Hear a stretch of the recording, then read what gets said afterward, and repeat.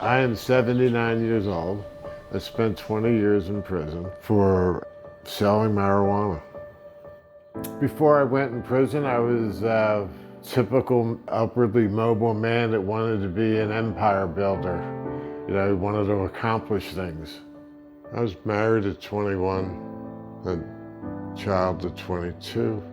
I was a part-time weekend cab driver, struggled to pay the bills, got involved in the pot business as a way to make a living. From that beginning of casually selling marijuana to friends of my brothers and friends of my family, my compulsive juices took over, and it wasn't long before everyone I knew and everything I did was centered on finding, transporting, selling marijuana. It was all nonviolent. Everybody bought homes, houses, businesses. They did well. And then we made a war on drugs. They put marijuana in the same class as heroin. America's public enemy number one in the United States is drug abuse. It is necessary to wage a new all-out offensive. Going after the assets, going after the people who finance drug deals.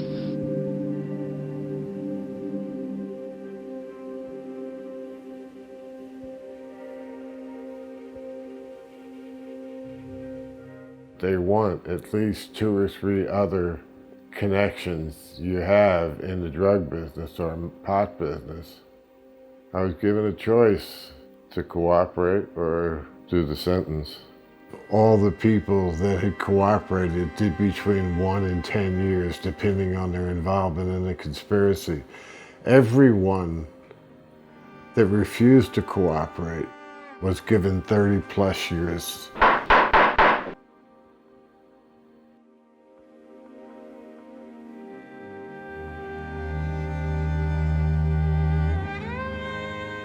It was a terrible time, a terrible situation, but it was a philosophical decision. I mean, I could not bring myself to testify and place other people in jeopardy and separate them from their children. Maximum security penitentiaries are described as housing for the worst of the worst. The physical is so bare, so austere, so lifeless. When I get out of prison after 20 years, I was given a choice where I'd like my parole. I chose Philadelphia because both my sons were here and they both had children. One son is a fireman, the other one's a policeman. You have to understand that I'm the only person in my family that ever went to prison. You know what I mean? My people were law-abiding people. My wife had lied and never told anybody I was in prison. She told me I was a businessman in California and I just didn't come back to see the kids. When I come home, she let me know that there wasn't any room available for me. I decided I'd be patient and wait.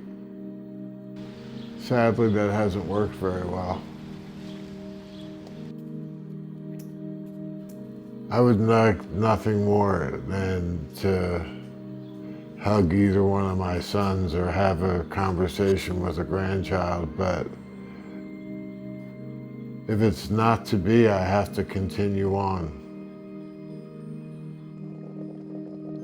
I currently live on $900 a month. I have chronic pain, stenosis in my spine. Any kind of physical activity, just going out to take a couple of hits with Lisa and coming back in, I'll feel the pressure on my shoulders and arms and hands, and I'll just lay down, and that's the most beautiful part of the day. Being able to find a sense of peace. I have experienced life under many different conditions, but I don't believe we are meant to pine and suffer. I think part of our survival instinct helps us to adapt and move on.